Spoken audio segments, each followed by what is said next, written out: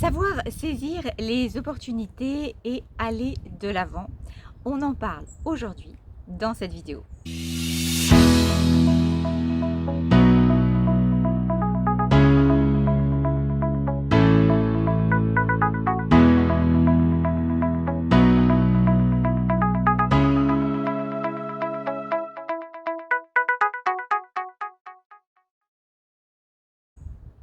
Bonjour mes amis qui, chaque jour, passez à l'action ou voulez passer à l'action pour vous construire cette vie pleinement libre, indépendante et heureuse que vous voulez et que vous méritez. Si ce n'est pas déjà fait, je vous invite tout d'abord à vous abonner à la chaîne en cliquant sur l'onglet des notifications pour faire pleinement partie de cette formidable communauté que l'on construit, vous et moi, au quotidien, pour construire son bonheur après une relation toxique avec une personne perverse narcissique ou une personne violente. Aujourd'hui, je vous fais une vidéo un peu particulière puisque nous sommes à la veille de la Toussaint et je suis dans le cimetière de la Chartreuse à Bordeaux où mon arrière-grand-mère et mon arrière-grand-père sont enterrés et je suis donc venue porter des fleurs sur leur tombe, ce que fait d'habitude ma grand-mère avec moi, mais cette année pour les raisons sanitaires que vous connaissez, elle reste à la maison. C'est donc moi qui viens aujourd'hui et je profite de ce moment pour vous parler du lien justement entre le passé et entre le futur et les projets qu'on peut avoir et comment se projeter vers l'avenir. On a souvent tendance à être tourné vers le passé et c'est aussi une bonne chose parce que ça nous a construit, parce que c'est aussi penser à des gens qu'on a aimés et qui ont compté pour nous et qui à un moment donné nous ont quittés.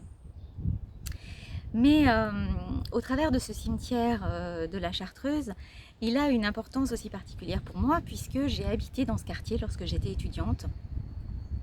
Et un petit peu plus loin, voilà, au niveau de cet aspect-là du cimetière, eh bien, mes fenêtres donnaient sur les tombes et sur le cimetière qui était donc très fleuri en ce moment de novembre. Et j'ai passé dans ce quartier d'excellentes années d'études après une période difficile où j'ai pu partir enfin de chez moi pour avoir la vie que je voulais lorsque j'ai eu 19 ans.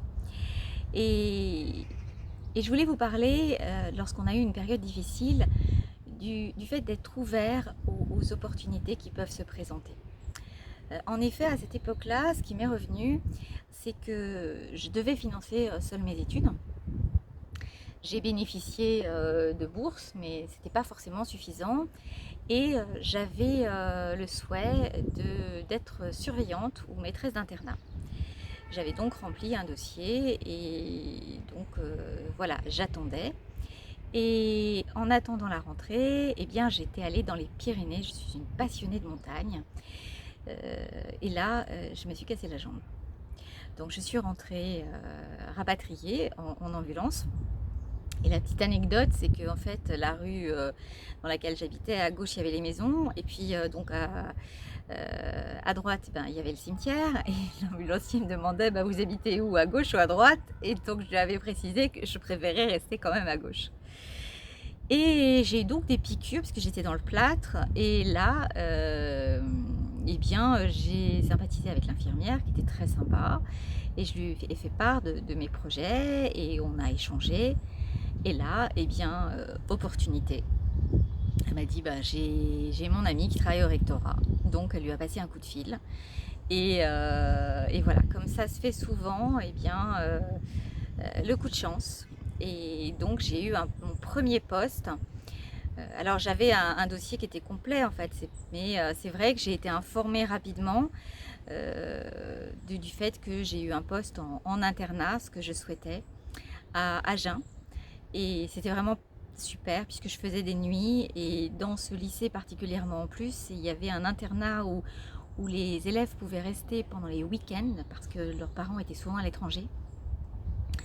Et donc ça m'a permis voilà, de rebondir. Et donc le fait d'avoir, voilà, j'ai eu un coup dur, j'ai une jambe dans le plâtre à un moment donné et puis ça m'a ouvert l'opportunité à une rencontre. Et donc je voulais vous partager cette anecdote en ces temps qui sont un petit peu difficiles pour justement vous inciter à saisir les opportunités qui se présentent aux rencontres et à rester vraiment positif, à être ouvert à ce qui peut vous arriver. Je vous souhaite évidemment un bon confinement. Je serai avec vous avec ces vidéos. Vous avez aussi mes coordonnées en bas, hein, si vous voulez me parler de votre situation particulière.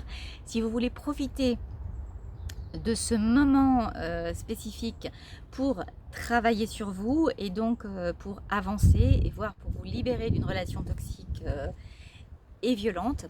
Je vous rappelle de bien vous abonner à la chaîne en cliquant sur l'onglet des notifications. C'est très important pour que cette communauté très solidaire, elle grandisse.